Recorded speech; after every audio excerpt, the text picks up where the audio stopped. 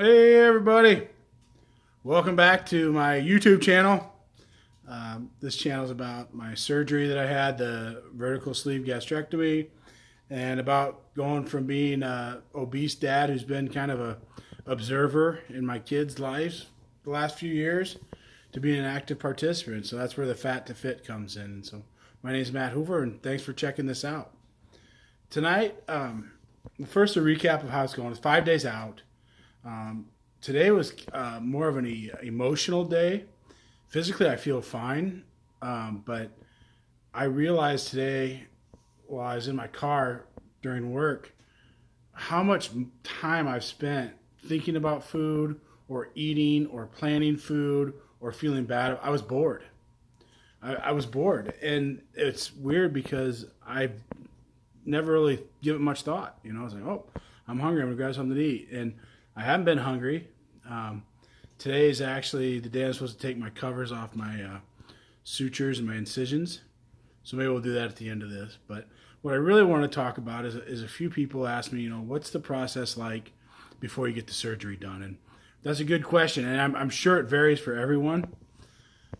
You have to be involved in the process. I was fortunate. I called my insurance company when I started thinking about doing this and said, does my insurance cover this? And they're like, yep. And I was like, holy smokes. This is a lot of insurances don't cover it yet. But there were catches. It had to have the BMI over 40. And then there also had to be, it was BMI over 40. If you didn't have a BMI over 40, you had to have a comorbidity such as sleep apnea or diabetes or something like that. So you had to have multiple things wrong with you for them to cover it. So I checked the box because I got diagnosed with sleep apnea earlier this year. So I said, what do I need to do? They said, you need to go talk to a doctor. I go to the doctor's appointment. They talk to me, ask me about my insurance. They call and check on it, ask me a few questions. I took my wife because I have a tendency not to listen very well sometimes in situations like that. So she went with me and she asked some questions, and the doctor's like, let's do it. And I'm like, okay, so what do we do next?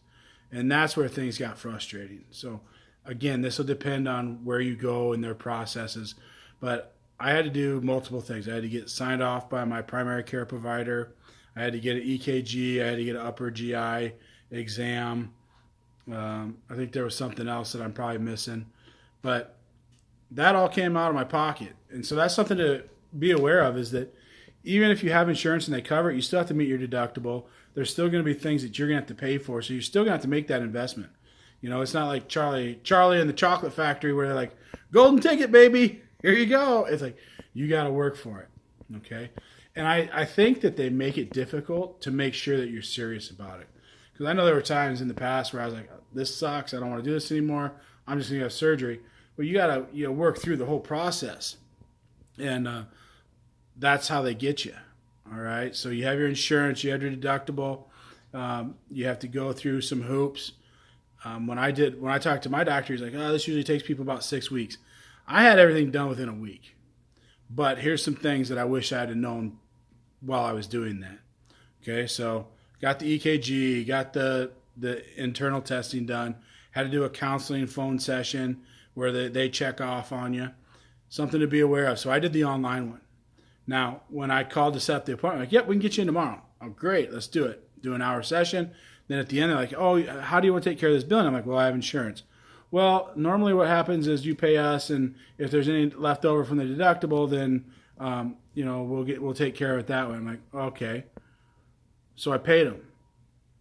Less than a week later, I get a thing from my insurance company saying we covered this charge. I didn't get a call from the online counseling that they charged me, that they were actually charging me twice. So be aware of that. Check your statements. It's easy when you get insurance stuff to just be like, whatever, they paid it, I haven't gotten a bill. These guys were double billing me, and they weren't going to give me my money back until I called after I realized what was going on, and then they refunded me my money. So, if you don't have to pay for it up front, that's probably the best. Let the insurance work it out and say, oh, here's what you owe. And then you've got some ammo, because these guys will bill you in a heartbeat, thousands and thousands of dollars.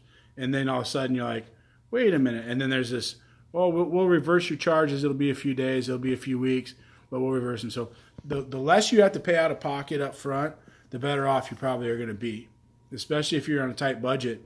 You want to hold on to your money as long as you can, but it's going to cost you still. I had some testing that was done, and it's going to cost around $500.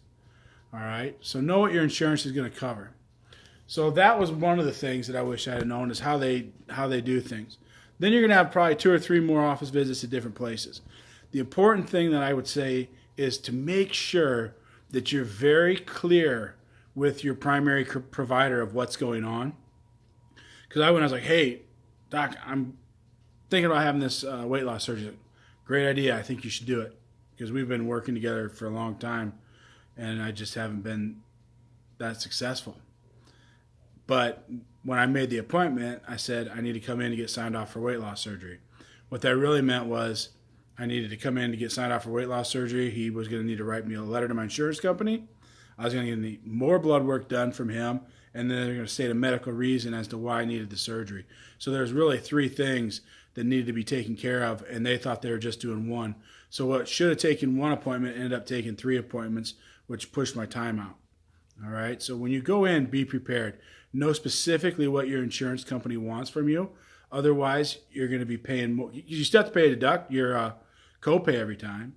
So what could have been done in $25 ended up costing me $75. Now, that's not a lot of money, but I don't like spending money. So that bothered me, so I had to do that. When you go to talk to your doctor, make sure you talk to them about any medications you're on and how having the surgery can affect that. I'm on a long-lasting, long-release medication I take twice a day, every day. You may not believe this, but I have some pretty severe ADD. And so I have to figure out how am I going to get my medication in, because right after surgery, with the sleeve at least, you're not taking pills for a little while. I think with the Roux-en-Y and like the pump, you may not be able to take them ever again. I'm not sure. I'm not an expert on that. In fact, I'm not even an expert on my own surgery. All I know is talk to your doctor and find out how you're going to make up for that. I mean, they have a dissolvable of almost every medication now, so that's probably a route to go, and that's probably what I will do. But, I spent a lot of time running around that I didn't need to. All right? The other thing that I wish someone had told me about is that hospitals are going to drag their feet. And I don't know how to tell you this, but you're not that special. To them, to your mom, to your dad, to your friends, you probably are. I'm probably special to a few people. But when it gets into the hospital system, you are a dollar sign and a patient, okay? Their goal is to get you in and out as fast as possible and not get sued along the way. So when it comes to this weight loss, you're like, okay, I got all my stuff done. What next?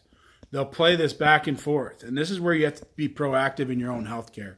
Is they'll say, well, we haven't heard back from your insurance yet. I got approval from my insurance verbally within 2 weeks and had a letter shortly thereafter. It took 6 weeks before I got my follow-up appointment to even get scheduled. So you may have someone that just either is bad at their job or doesn't care, or maybe they're that overwhelmed, but you have to be in there. I got to the point where I was actually going in because they weren't returning my calls. They weren't even picking up the phone. I stopped. I didn't leave messages because after a while you're like, what's the point? They're not even answering. When they would call back, they didn't. Okay? And maybe that's part of the rooting out process to see how serious you are, because maybe people just lay down and like, oh, guess it wasn't meant to be. Lord help me. I'll keep praying about this, and maybe I'll pray this weight off. Or you be active. And I went in and I was like, listen, I have left multiple messages. Here's my phone. You can see how many times I've called, how many times I've gotten called back. That's the magic of these cell phones these days, right? Is they can do all kinds of crazy stuff like that. So, show them. Document things. Because it finally got to the point where I said, can I just make an appointment with my surgeon? And like, what would you like to see them for? Well, I've had everything done for months now, and I still haven't even gotten scheduled for a date. So it can be frustrating, but you got to stay the course. Stay the course. It's easy to get blown off. And in fact, towards the end, I was like, maybe I just shouldn't do this. Maybe this just wasn't meant to be for me.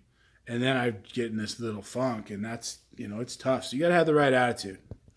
Because what I'm seeing now, only a few days into this, is that it's not a total fix. It's a physical fix. And that time when you're going through those struggles is a time to start looking at your emotions and look at your relationships with food. Because here's the deal. I probably gained 25 pounds from the time I realized I was going to have the surgery to the time I did it. So I made it 25 pounds more difficult for myself because I was going around and last time I eat this, last time I eat this, last time I eat this. You know, like I was having this going away party that lasted for 2 months. And my wife took a before and after picture. And when I figure out more about YouTube, I'll put it up there. But it's a pretty significant difference already.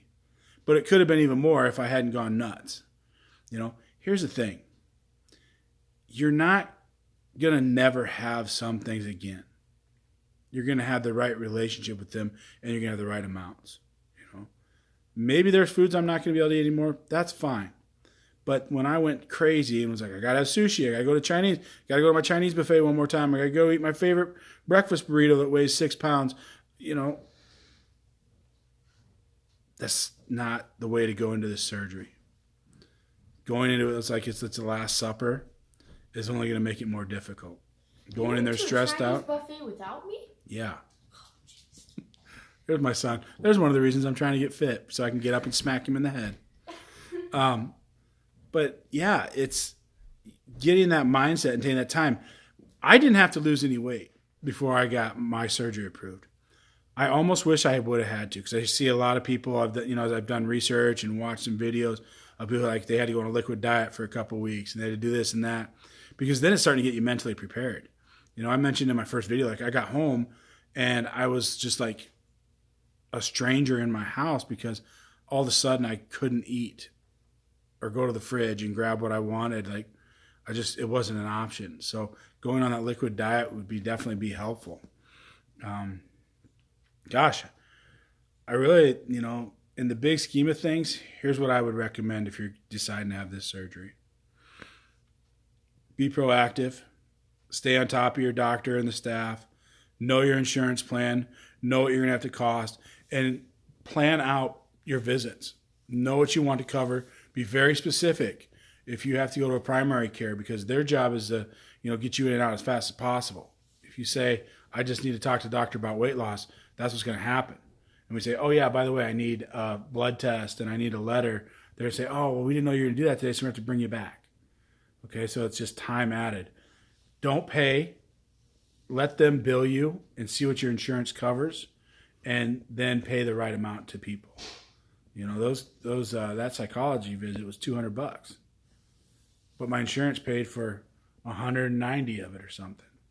So I was out that money that, you never know if you're actually going to get it back or not. So be aware of that. Have the right attitude going in. Like I said last night, sometimes it's good to feel a little emotion, feel a little physical pain to remind us of what we've done to get to this point. And if it's easy like it was for me, then you get blindsided when it's like, what? Nobody told me that. Nobody told me this. And go from there. But, do your research, but be careful. I've been doing research and I'm like, geez, why did I even bother with this? Why would I do this? This doctor says this. This doctor says this. There's 1,000 different plans out there, and there's hundreds of thousands of different people that have had surgeries with different results, and you got to pick the right ones. Don't poison your mind and don't poison your heart and your body after this because you have someone that's like, oh, I had VSG, and for the first week it was beautiful, and then it was the most terrible thing in my life. Here's what I'm learning to do. We'll wrap it on this. As you're scrolling through these YouTube videos, if you see someone that did like 4 videos and then never did a video again, I wouldn't put much stock in what they say. I'm doing this. I'm on my 3rd video, so I wouldn't put much stock in what I'm saying. But when I see the people that have done it for a year that are doing a good job and keeping it real, those are the ones I'm going to listen to. But I'm not going to listen to one who says, worst experience of my life, and they show you what they're eating and they're already introducing calories back when they're supposed to be on their liquid diet. It's not going to be easy. I don't think this is going to be easy by a long shot, but I think it's doable. And that's where the difference is. So I hope that answered a few of your questions when it comes to insurance. I think tomorrow I'll probably give a little more background on myself and why I'm doing this and what this channel is really about. But before I go tonight, I gotta show you. So, I don't know, this is kind of weird. So, there's my incisions. That tape's about to come off tonight. And then wash it. So that's probably the most physical part you're going to see of me. Because I'm going to tell you something. You are not going to see me eating meals of, this is what I ate today, and then chewing my food in front of you. It's my biggest pet peeve in the world, so I'm not going to do it to you. And I don't care if I weigh 150 pounds or weigh 300, I'm not going to do it. So I'll show you eventually what I'm eating.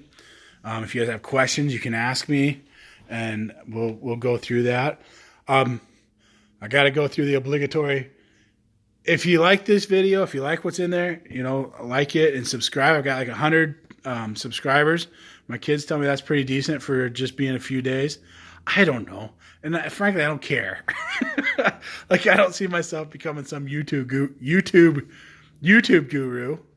and I'm not going to go buy a $5,000 computer and camera setup so that I look good.